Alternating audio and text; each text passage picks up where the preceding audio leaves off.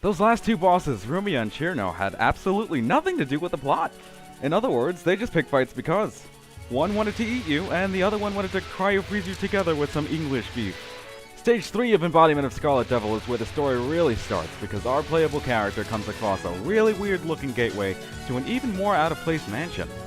The gateway looks more like a martial arts ring, actually. You'll see what I mean. Or maybe that's not even the gateway. Here I'll discuss the art of the game. The background art and the portrait art in particular, again done by Zun. I'll be honest, I think the portrait art could have been better, but 4 things before the majority of people watching this head out for my blood.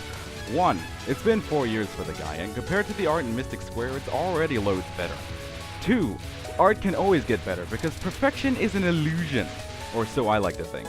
3. I'm one to talk when I can't draw too well myself. I mean, I try from time to time, but it already looks wrong in my eyes, and I don't come up with anything worthwhile. 4. He already does everything else he already does everything else for the game, so slack given. And 5, it does get better anyway. Although that's probably 1.5. So we have the sprites, art, music, and programming, each of which usually has a team of 5 or 6 members, all done by one person. This is talent not usually seen in popular game series. Nope, can't think of one. Especially not for the PC. There might be a few slipping my mind, but I can't for the life of me or my comrades think of just one. Sometimes mid-bosses have spell cards. Do not be surprised, you'll see it a lot. You see that flower? It's beautiful, isn't it? Do you also see what I did there? I let myself be immersed in the patterns for a short while. If you are playing along, do not follow my example. That will get you killed. You can look at them later with the nifty replay function anyhow. More on patterns later, but a good countermeasure to this is to focus simply and only on your character and the space around her. This way you can focus on what can possibly kill you and avoid or graze it. If you don't know already, this ain't no Pokemon. There's no such things as hit points. You get hit, you lose a life. If you react quickly enough, however, you can stay alive by bombing immediately afterward. The timing window's extremely tight though, so you pretty much have to anticipate your demise.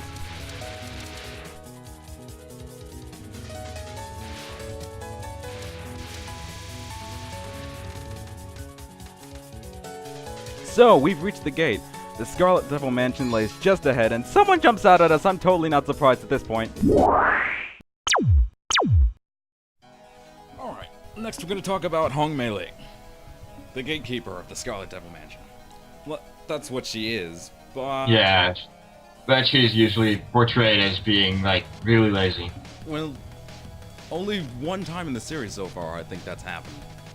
And that's really late in the series. Yeah, every other time she showed up, she's been, like, on the ball. Mm-hmm. Just another one of the things that the fanbase has gone away with. Yeah, I actually once read a theory that she used to be very diligent, but after you invaded the mansion and just like that, Remulia decided to come outside a lot more. So Meiling was still guarding the gate, but if the mansion is empty, she just leaves. That's one theory. Huh. Well, I've never heard that before. I'm glad you share that. Now, because of the way Meiling's name is written out, some people used to think her name was, I forget exactly. What was it? Kurenai Misuzu. That's what. Kurenai Misuzu. Yes. I thought it was. And there was a big debate on 2chan about that. And then one person stepped up and said, "Why don't we just call it Chugoku or China?" Because she is from China. Yes, from China. And was like, "Hooray! We can call her something." So that's one of her fan nicknames. And because of this, she's probably become even more famous than Chirno. Probably for just that. She's also something of a Joe character within the fanbase because of her implied incompetence. And I find that a bit of a shame, really, because, well, it's just sort of unfair. But then this is the internet. Nothing is ever fair. Nothing is ever fair now. Well, she's still totally a dragon, you know. I think, rather, that Meiling does quite a good job at gatekeeping and simply got unlucky a couple of times. Yeah, that sounds rather sympathetic of me, but here you see her clearly defending the gate like she should be, and just being overpowered. That's probably a little more on the side of the inability to stop Reimu, rather than the side of some silly, falling asleep on the job, you're automatically incompetent forever idea. A lot of her attacks are based on Qi, the energy spoken of in many philosophies and Chinese cultures. They're also based on flowers, and easily the most colorful of the game's cast. Well, at least they are here. Now, since I imagine that not everyone knows what Qi is, I'm just gonna go and quote Wikipedia real quick. Okay.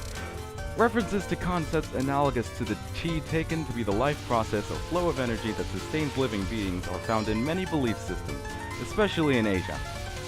The ancient Chinese described it as life force. They believed Qi permeated everything and linked their surroundings together. They likened it to the flow of energy around and through the body, forming a cohesive and functioning unit. By understanding its rhythm and flow, they believed they could guide exercises and treatments to provide stability and longevity. Some studies claim to have been able to measure Qi, or the effects of manipulating Qi, such as through acupuncture, but the proposed existence of Qi has been rejected by the scientific community. Fairly interesting stuff, but this is a world of fantasy, so that makes sense.